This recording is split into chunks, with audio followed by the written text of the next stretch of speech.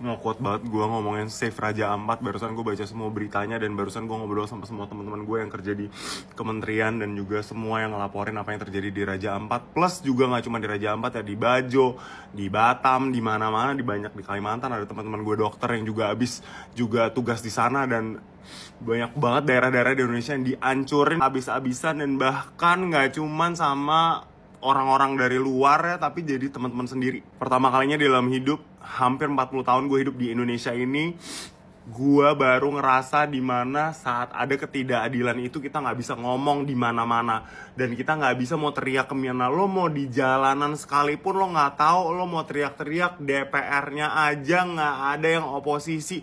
DPR-nya 100% menuju ke semua pemerintahan, jadi semua orang jahat itu jadi satu. Kalau cinta banget sama negara lo, kalau cinta banget sama apa yang lo perjuangkan, saat lo berjuang banget untuk sesuatu kebaikannya, tapi ujung-ujungnya emang pada dasarnya nggak ada orang baik di negara lo. Orang-orang yang ngambil keputusan juga yang baik-baik semua disikat semua dan semuanya diilangin. Gimana rasanya kayak lo pengen teriak tapi lo nggak tahu kemana arah teriaknya, lo juga nggak tahu gimana menyuarakan kemana. Raja Ampat itu dihancurin. Kalau sekarang lo semua teriak-teriak, gue yakin banget ntar di shutdown sebentar, habis itu ditutup bentar, habis itu mereka tetap jalan lagi, dan habis itu kita hancur lagi. Sama aja kayak Bajo. Lo sangka Bajo ditutup tuh, Komodo ditutup terus dibuka lagi bisa jualan, semua tetap jalan cuy. Orang-orang yang di daerahnya tetap semuanya disiksa, hutan-hutan tetap dibakar, juga IKN nggak beres-beres, semuanya juga dibuka buat kelapa sawit, buat nikel. Emang ada untungnya buat kita? Nggak ada. Tapi saudara-saudara kita yang tinggal di sana udah banyak banget yang berantem dan banyak banget perang daerah yang disikat semuanya sama angkatan. Dan kita nggak akan bisa teriak kayak gini lagi. Dan kita mau teriak ke siapa? Lo mau lapor ke siapa? Ke TNI, ke Polri, ke siapa? Ke DPR, ke siapa? Menteri siapa yang bisa? Orang menterinya juga orang-orang mereka juga. Orang-orang kaya sekarang nempel sama mereka. Kalau nggak nempel ntar miskin soalnya. Terus kita kalau orang miskin gimana? Ya makin miskin. Udah nggak ngerti lagi mau bersuara gimana caranya. Ujung-ujungnya pas mau ngomong gimana juga ujungnya nangis. Gue nggak tahu. Terserah lo mau gimana ya. Gue ini bagian vlog gue mau jadi diri gue sendiri. Tengah malam gue sering banget nangis kayak gini karena gue nggak tahu banget harus gimana. Dan kalau misalkan gue cabut dari negeri ini juga banyak keluarga gue yang masih di sini, yang masih di daerah, dan juga mereka juga masih tiap hari susah banget buat makan, bos. Dan semua dianggap biasa-biasa aja, fine-fine aja. Soalnya kenapa? Buzzer semua jadi wamen. Kalau ada apa-apa semua diceritain buzzer, semuanya jual, cerai ini, cerai itu, selingkuh sana, selingkuh sini. Jadi kita lupa sama yang di daerah. Inilah sebabnya. Orang-orang yang nggak ada otaknya duduk di atas. Ini ujungnya. Makanya lo sekolah aja, lo sekolah. Tujuan lo sekolah aja. Udah kita nggak usah ngapa-ngapain. Sekolah. Lo sekolah setinggi-tingginya, cari ilmu di luar dan bangun negeri ini lagi. Kalau banyak orang pinter, orang Indonesia yang berjuang buat kita, mudah-mudahan, gue nggak tahu juga ya, orang-orang bodoh-bodoh dan culas-culas itu ada saatnya Allah yang ngasih hukuman. Udah nggak ada yang nggak ngerti lagi sih, udah sumpah ini udah hancur.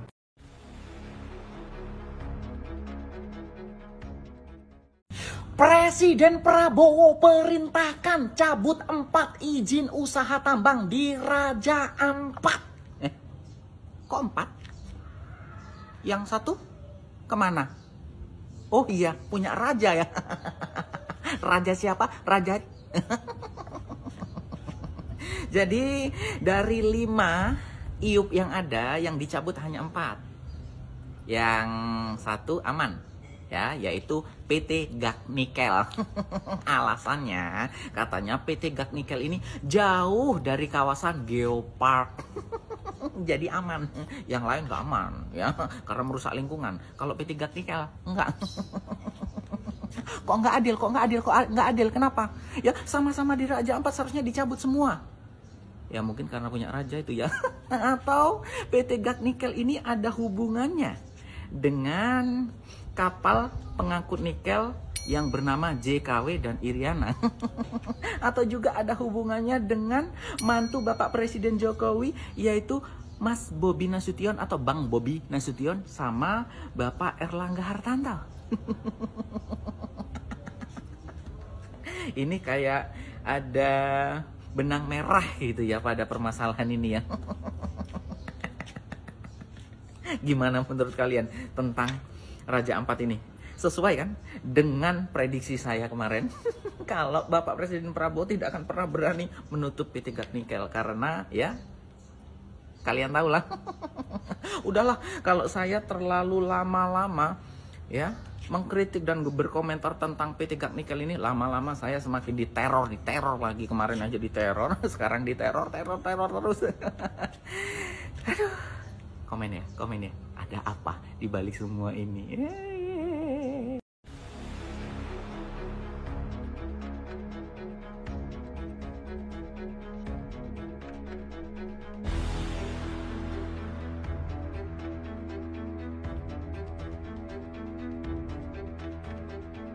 Ini kan negara udah 75 tahun merdeka.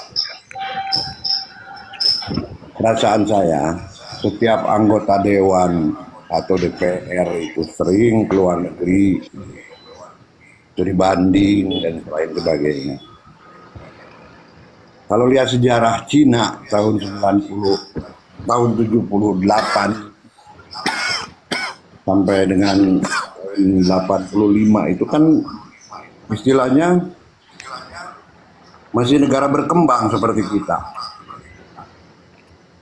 Harusnya anggota dewan, pemerintahan yang berkuasa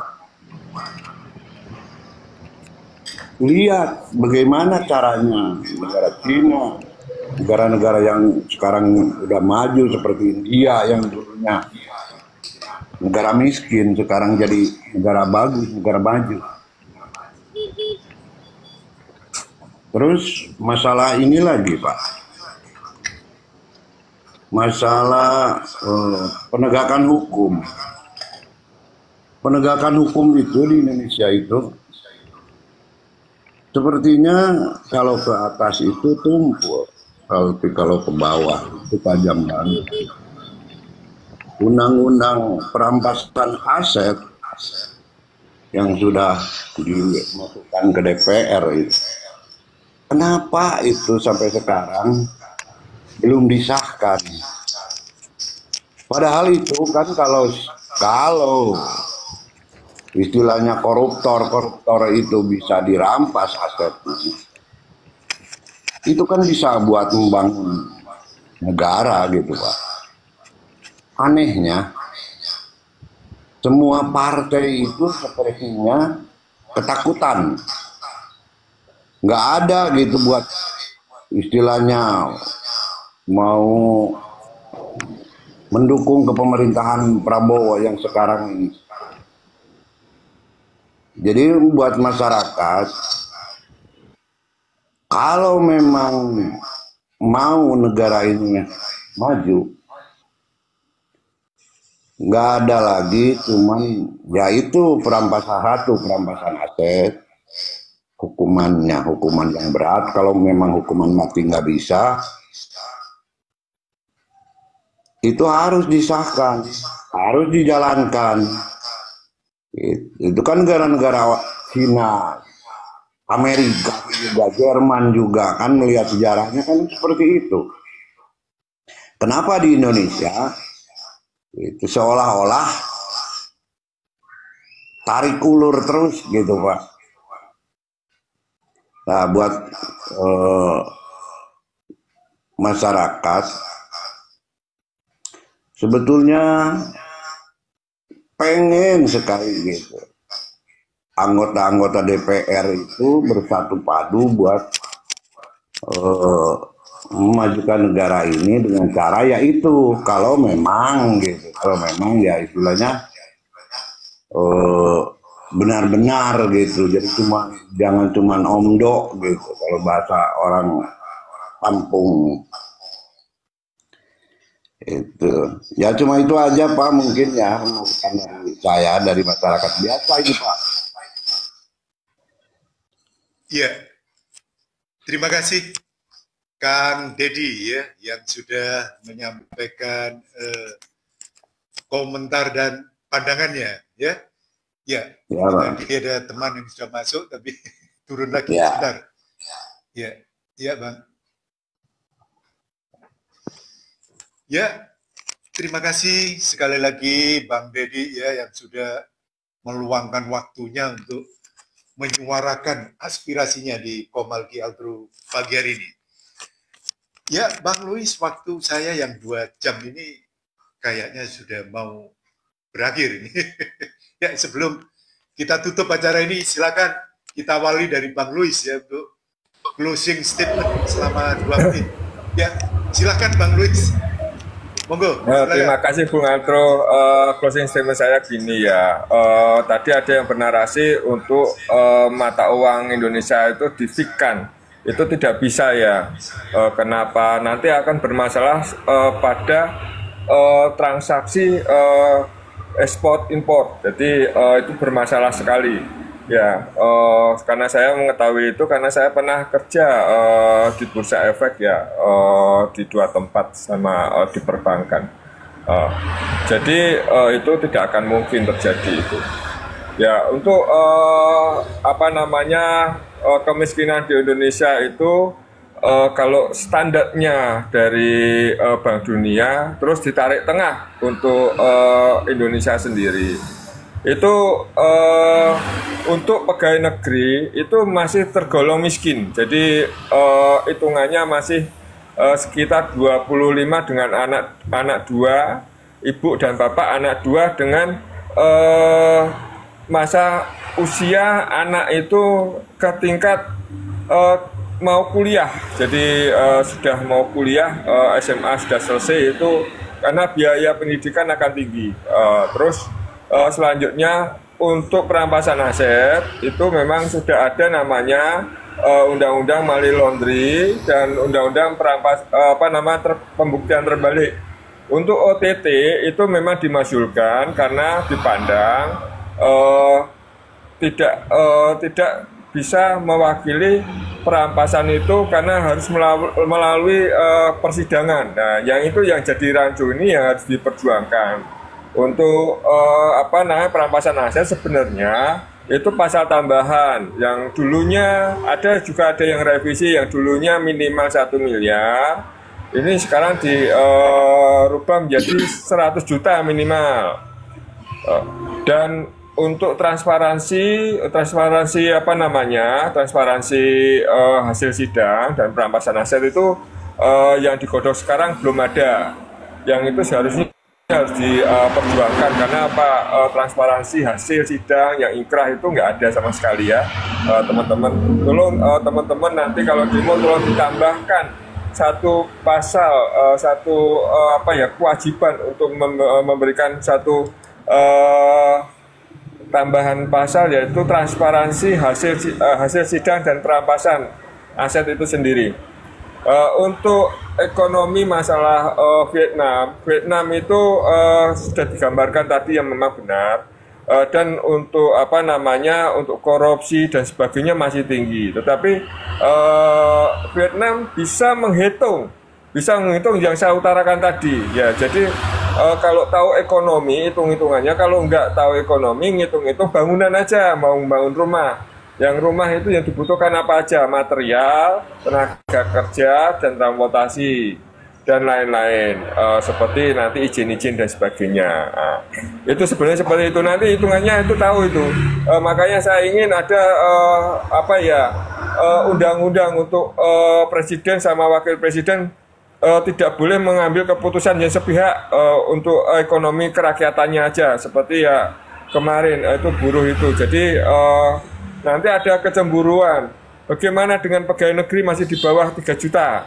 Nah, itu masih miskin itu. Padahal pegawai negeri loh ya, masih miskin sekali. Terus untuk bagaimana petani? Petani nanti minta daya hidupnya naik, gimana itu? Berarti harga petanian naik. Dan nanti yang protes banyak.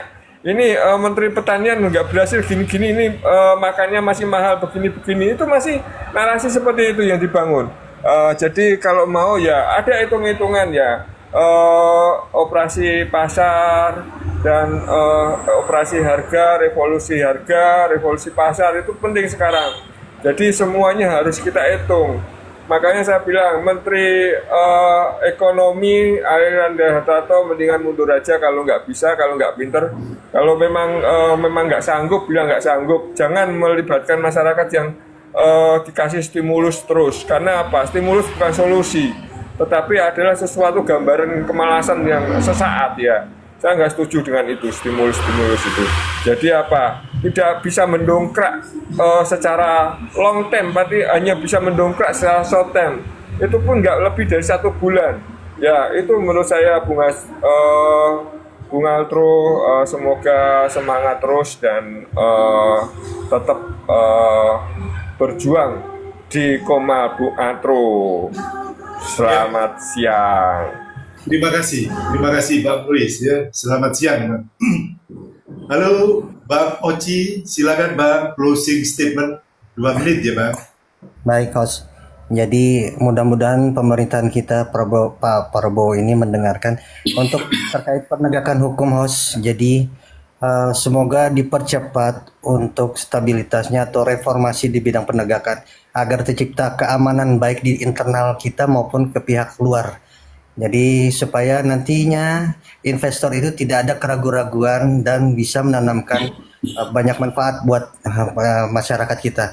Di satu sisi dengan kebijakan-kebijakan yang sudah berjalan, apabila kita ingin kembali ke Undang-Undang 1945, undang-undang yang sudah berjalan dan baik dengan baik, menurut saya jangan dihapuskan, terkecuali dengan Omnibus Law ataupun Undang-Undang Minerba dan juga RUU perampasan aset. Nah, RUU perampasan